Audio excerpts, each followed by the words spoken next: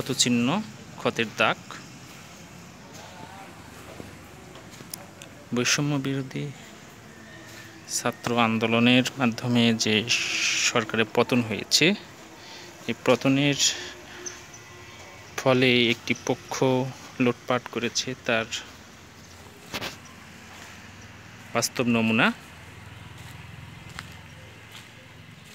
চারিদিকে ব্যবসায়িক ধান, চাল, গম, সরিষা, ভুট্টা ছড়িয়ে ছিটিয়ে রয়েছে।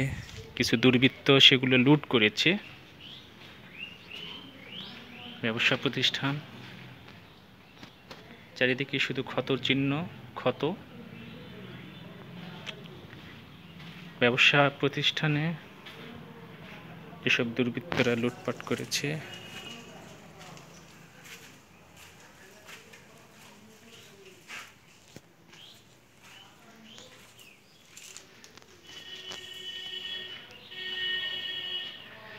গোডাউন এখনো আগুন জ্বলছে। এখন সকাল 10টা, দাউ দাউ করে ধোঁয়া জ্বলতেছে। চারিদিকে শুধু ক্ষতের চিহ্ন, ক্ষত, লুটপাটের চিহ্ন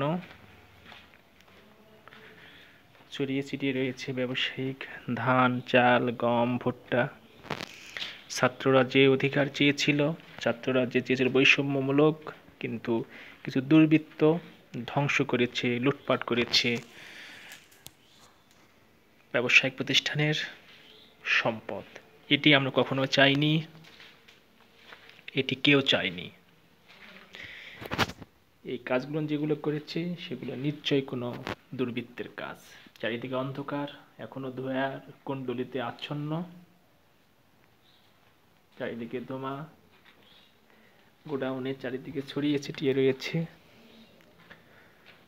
চাল, ডাল, ধান, গম, যে যেভাবে পেরেছে সব কিছু লুটপাট করেছে।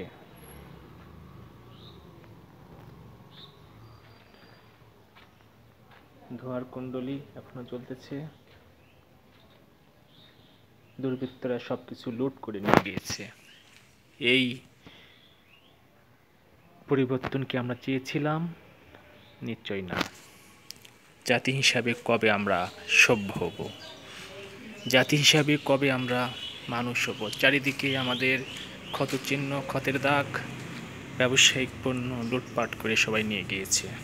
এটা আমরা চাই না।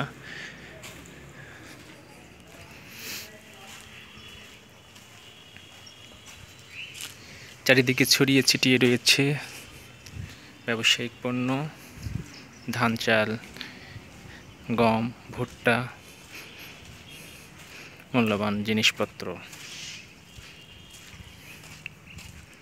এখনো তার ক্ষতের জন্য চারিদিকে। এই বৈষম্য কখনো ছাত্ররা চায়নি। যে কাজগুলো করেছি এরা দুর্বৃত্তের কাজ, এর আমরা পতন চাই।